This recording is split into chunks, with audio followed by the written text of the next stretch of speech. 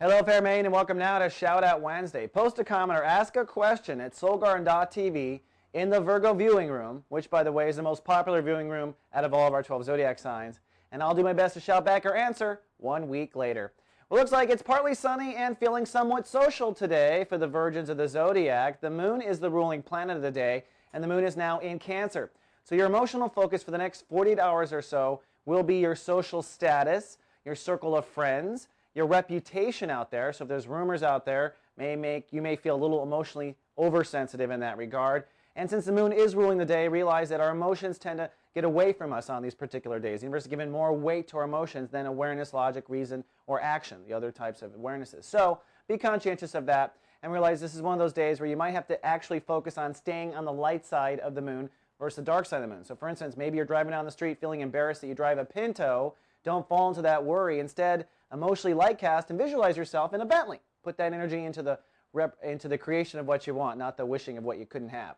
Now, zipping around the zodiac, I don't know if I said that right, the sun is also adding a lot of sensitivity this month to you, Virgos. You are very sensitive about boundaries. Virgos very worried about trust and intimacy and being betrayed and people lying to them. And I've been talking to you, Virgos, offline about all of this. Today, with the moon ruling the day, if anything, you might be emotionally sensitive with your friends about trust and intimacy and boundaries and whether or not you can trust a certain person out there in your life.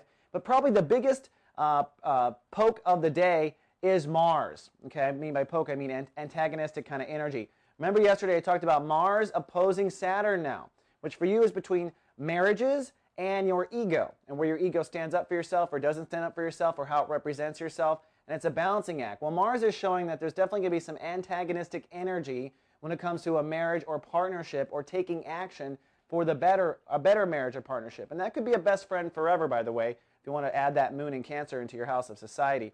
Either way, you might find yourself poked in that regard. The point is to find balance between where relationships should be and where your ego should be as well.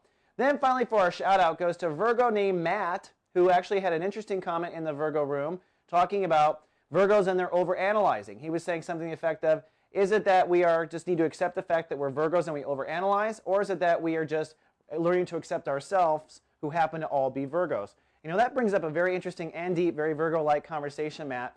And I just want to remind Virgos of a couple of things. With Saturn in Virgo right now, it definitely means that you are changing your egos, all of you Virgos. And part of your ego has been to always see yourself as the sick one and worry that society will see you as a sick one. Well, one of the things I think is going to change as Saturn wraps up at the end of 2009 to 2010 is it's now time for Virgos to call the job done, to heal yourself, call a spade, analyze what needs to be fixed, fix it, and move on. Because I think society needs you on stage. In 2010, you and the Barack Obama generation, by the way, Barack has Pluto in Virgo, are going to go help and reorganize the world. So don't overthink it too much, Virgo. You probably have your thumb on it correctly. All right, that's all I have for today. Shout out. See you folks tomorrow with more. Live, love, be. So